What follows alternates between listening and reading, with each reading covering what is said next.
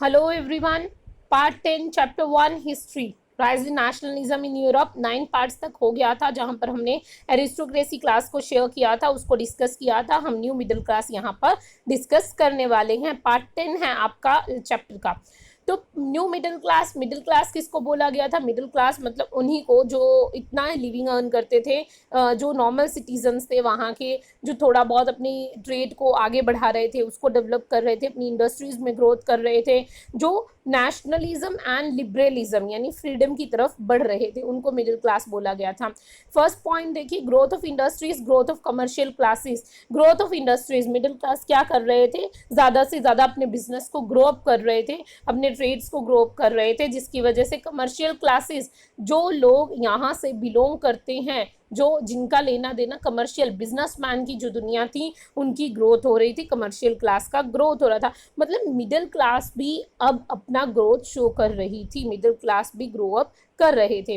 Less than aristocracy as they got by birth not the middle class, but उनका development या उनकी growth इतनी ज़्यादा नहीं होती थी जितनी एरिस्टोक्रेसी की होती थी, बिकॉज एरिस्टोक्रेसी डिपार्टमेंट को तो सारा बाय बर्थ मिलता है। राजाओं के बच्चों को कुछ भी कमाने की ज़रूरत नहीं पड़ती, उन्हें ऑलरेडी सारी चीज़ें क्या होती है, बनी बनाई मिल जाती हैं। बट मिडिल क्लास में आकर आपको अपने लिए सारी चीज़ें करनी पड़ती हैं।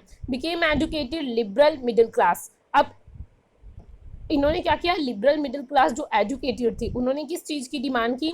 Demanded national unity and oppose the privileges of the aristocracy. उन्होंने क्या किया? अब पढ़े लिखे जो मिडिल क्लास के स्टूडेंट्स थे वो सामने आ रहे थे, और वो क्या कर रहे थे? लिबरल मिडिल क्लास, लिबरल का मतलब होता है बच्चों फ्रीडम, लिबरलिज्म होता है freedom, freedom from the any roots, मतलब कि यहाँ पर आज़ादी से मतलब है कि राजा महाराजाओं के जो शासन चल रहा था उससे हमें आज़ादी चाहिए, एंड जो प्रिविलेजेस, जो facilities main by birth aristocracy enjoy करती है, उस चीज़ का ये अपोज कर रहे थे, और नेशनल यूनिटी को डिमांड कर रहे थे कि एक नेशन के लिए उसके सारे सिटीज़न एक जैसे होने चाहिए, एक नेशन के लिए सिटीजन्स कभी भी अलग नहीं होने चाहिए, इक्वालिटी बिफोर द लॉ की यहाँ पर डिमांड की जाने लगी थी।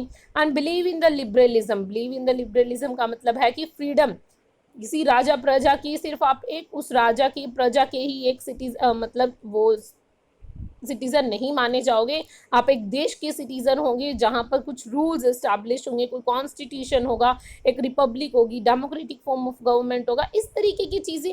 बिकॉज मिडिल क्लास के जो अब लोग थे वो पढ़े लिखे हो गए थे, उन्हें चीज़ें समझ में आ रही थी कि किस तरीके से तुम्हारा एरिस्टोक्रेसी जो डिपार्टमेंट है, एरिस्टोक्रेसी जो क्लास है, वो किस तरीके से तुम्हारा एक्सप्लॉयटेशन करता है। उनको तो बाय बर्थ मिलती है, इवन दो वो तुम्हारा एक्सप्लॉयटेशन करते हैं, और यहाँ पर लोग अपनी मेहनत से कमा रहे हैं, इवन दो उन्हें इक्वल राइट नहीं मिलता है। तो इस चीज़ को ख़त्म करने के लिए आगे लिबरल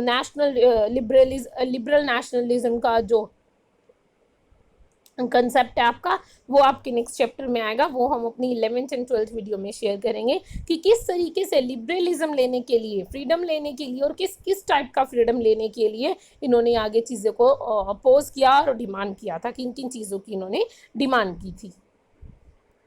सो दैट्स इट, हम अपना पार्ट 10 का वीडियो ख़त्म कर चुके हैं।